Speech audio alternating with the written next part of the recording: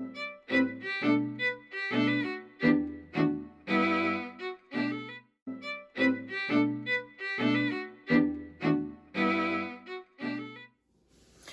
doody, my name is Susie, and today I thought I would share with you how I'm taking dollar store styrofoam balls and I'm turning them into ornamental, decorative, architectural pieces to adorn my budget-friendly railings.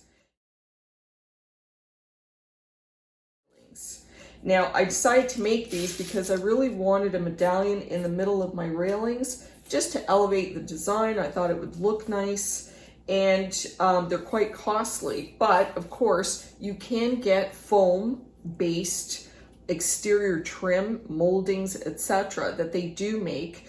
And those that are purchased commercially are actually coated with fiberglass, and then they're also coated usually with some sort of stone-looking exterior. But what I'm going to be doing with these is just creating one dot in the middle of the cross of my railings.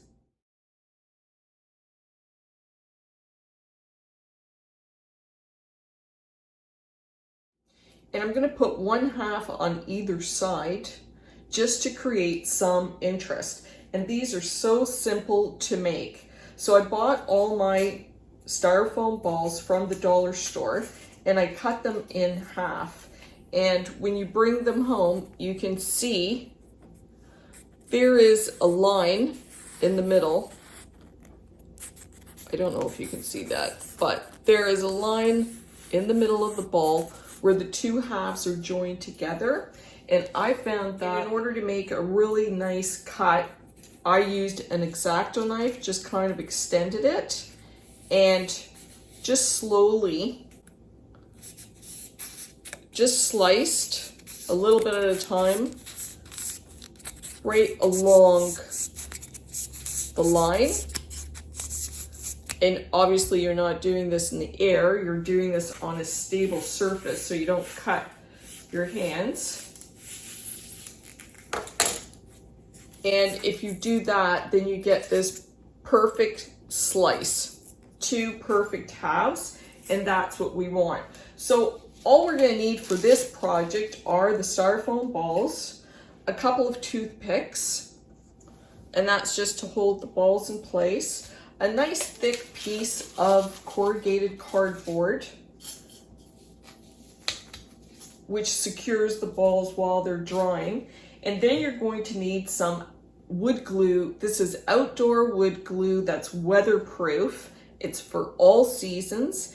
And this is going to create a crust on the exterior of the styrofoam balls. And here you can see the difference in the coating. So this is bare styrofoam. You can see it like this. And then it has that coating. And you're going to paint these on. And you're going to do 2 coats and you're going to let it dry for 24 hours in between coats. And I'll show you one that I did 2 coats. So these guys I did yesterday and I just put a dab of glue on it. This is the second coat. I've just taken a flat paintbrush that I bought from the dollar store, and you just want to spread a generous amount of the glue. There you go. And you can see how this is going to create, these 2 coats of the glue is going to create a nice crust. So I'll show you.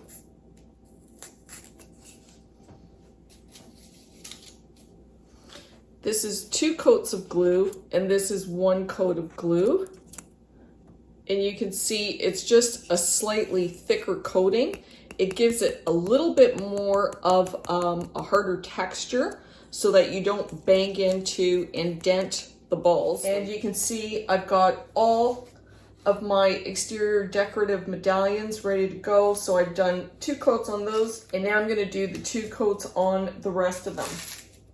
And while I'm doing that, I'll just quickly explain. So my budget-friendly railings really came about because I went over budget on building a deck slash low-rise stairs that are easier to go up and down for both me and the dog.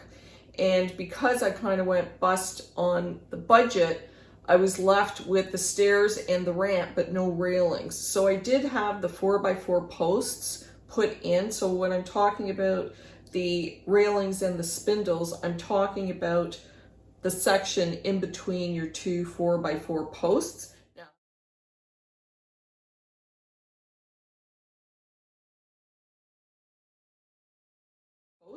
Now, I'm not a carpenter, I'm not a professional, I'm just Susie Homemaker, and these are just projects that I've done on my own out of necessity. And also these are projects that you can do whether you're on a budget or if you simply want to do it on your own. So you can do this by yourself. The reason that the railings are budget friendly was because I had to buy wood products that were used for rough carpentry. So there's definitely more time involved. It's definitely more elbow work, but you can get a really nice result on a very small budget. And in order to make these railings, there are only 3 sizes of wood that I used. I used 2x4s, I used 1x4s, and I used 1x2s. The 1x4 and the 1x2s are used for framing. That's usually something that is behind a wall to secure drywall or 2 materials together. But because those woods are used as framing woods or strapping woods, they are very inexpensive. But also with being inexpensive, they are pretty rough, which means you have to spend the time to pick out the best pieces you can while you're at the lumber store. But you're also going to have to sand the pieces, and you're going to have to get a good quality of exterior paint and primer because the wood is not pressure treated for all weathers. And like I said, I'm not a carpenter, I'm not an architect. You need to check your own building code for measurements, heights of railings, how to build them, etc. So this is just an idea for a design. So in order to make the railings, you will need you'll need a chop saw, a sander, a level, a square, a pencil, and your wood and deck screws. So I made this railing just really by scribing the wood in position, one piece at a time. I would scribe and then I would cut outside of my scribed line, and I would cut 2 or 3 times until I got a perfect fit that I could gently hammer in place, and it held on its own without any nails. So that was my goal, and that's also the part that takes a little bit more time. But the nice thing is that I didn't have to measure, and I didn't have to do any calculations, and I didn't have to figure out any angles, which I'm terrible at.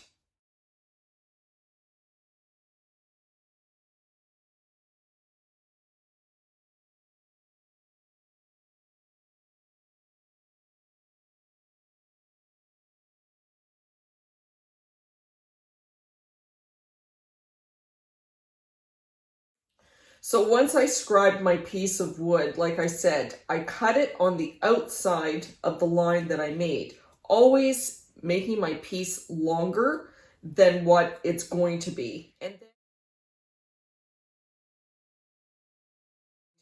And then I just cut off 1 sliver at a time, and it usually took me 2, sometimes 3 cuts before I could just squeeze it in and tack it in place. So that was as precise as I got. And the other thing I did is when laying out the piece of wood in order to scribe it, I put it in position the way it was going to be secured. So the way it was going to end up is how I lined it up and scribed. And I cut based on that scribe, and it actually worked out pretty good almost all of the time. So once I got my top hand railing and the bottom foot railing secure.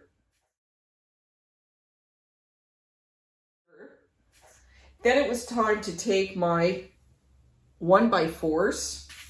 Then I took my 1x4, I placed it across and behind the railing. So from side to side posts, which in my case are the 4x4s. And I lined up the top of the 1x4 with the corner, with the left-hand corner. And I lined up the bottom of my 1x4 on the right-hand side with the bottom corner. So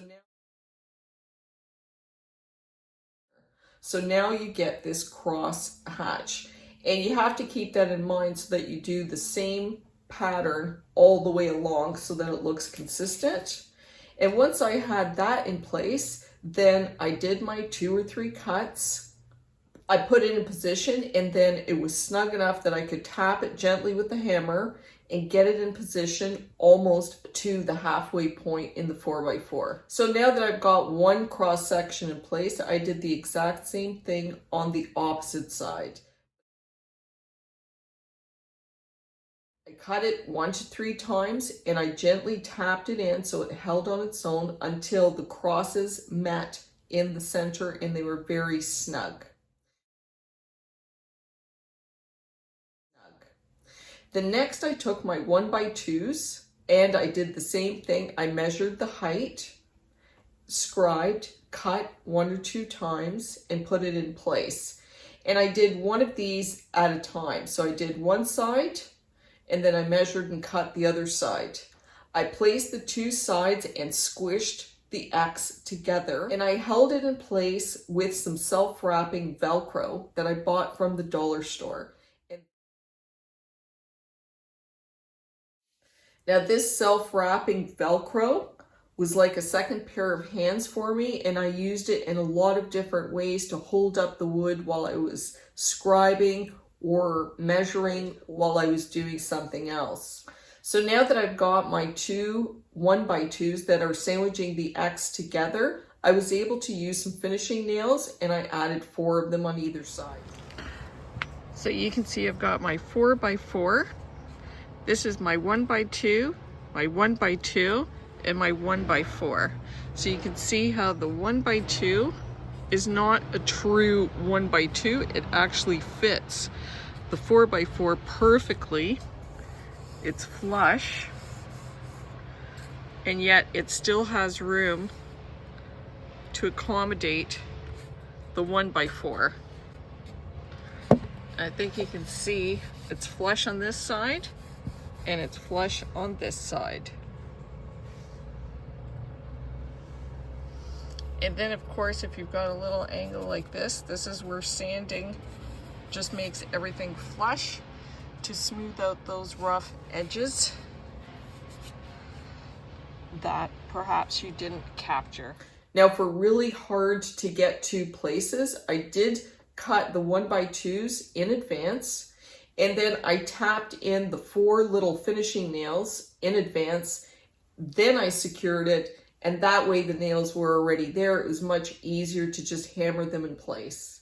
So now I'm going to let these dry for 24 hours, and I'm going to take you outside and show you the next step. I've already adhered a couple, and I want to show you how solid they really are. They've been outside for about 5 days. It has rained and it's been sunny, so we'll check them out to see how secure they are.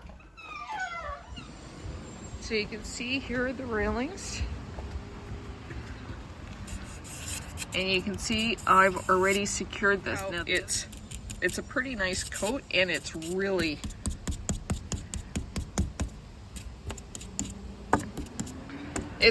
on there. You don't have to worry about it falling off. It's solid.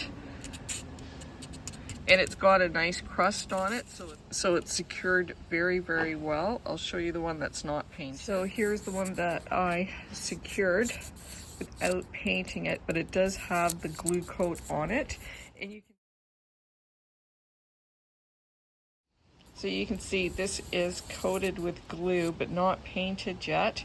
And all I did is just made an imaginary line, got the center of my X, took my template and drew my circle and then attached the styrofoam ball so that it's perfectly centered on both sides.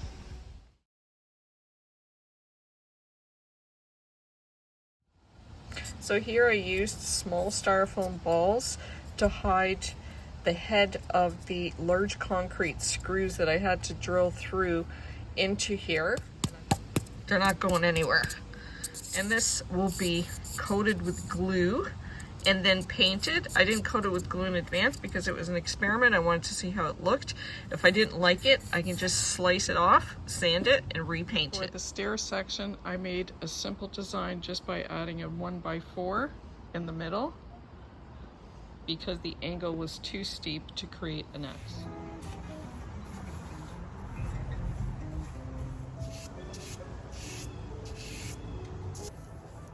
These little sponge rollers that I got from the dollar store are the best. They really hold a lot of paint. They don't leave any lint.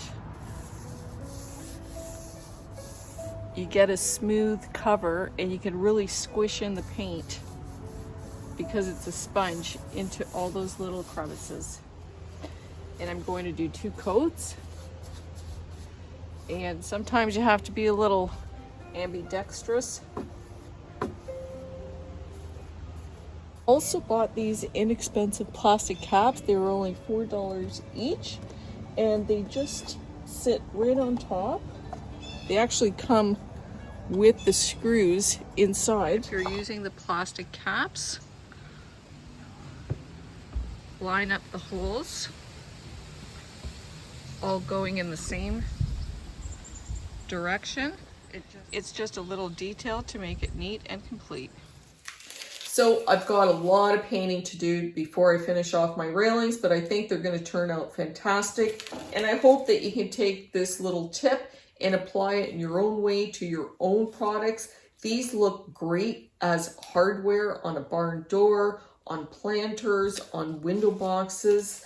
You can just let your imagination run wild. And of course, I'm only using styrofoam balls. Certainly get different shapes to create your own custom design. So this is just a little tip on how to take styrofoam and turn it into an exterior ornamental decorative accent. Railings all painted and done. There's the low-rise stairs. Here's the ramp back into the house, and look who's waiting to come out.